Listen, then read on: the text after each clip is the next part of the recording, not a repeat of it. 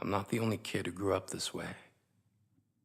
Surrounded by people who used to say that rhyme about sticks and stones. As if broken bones hurt more than the names we got called, and we got called them all. So we grew up believing no one would ever fall in love with us.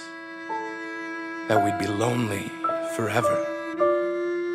That we'd never meet someone to make us feel like the sun was something they built for us in their tool shed.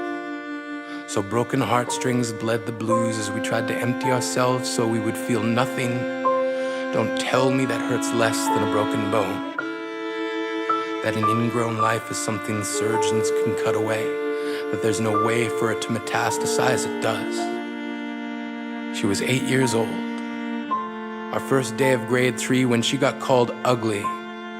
We both got moved to the back of class so we would stop getting bombarded by spitballs.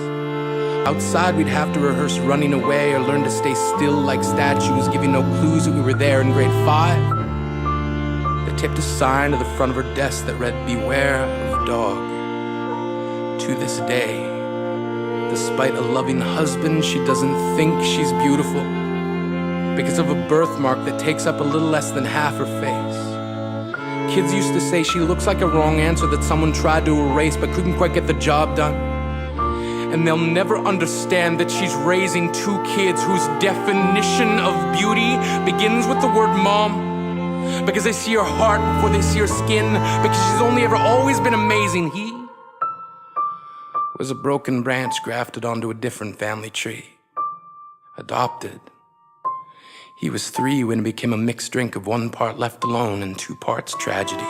Had a personality made up of tests and pills, a tidal wave of antidepressants, and an adolescence being called pauper.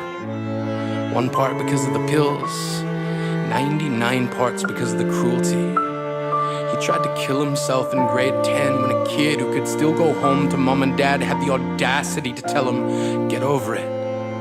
As if depression is something that can be remedied by any of the contents found in a first aid kit.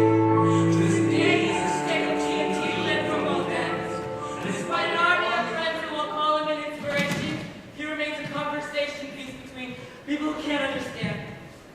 Because sometimes being drug-free has less to do with addiction and more to do with sanity.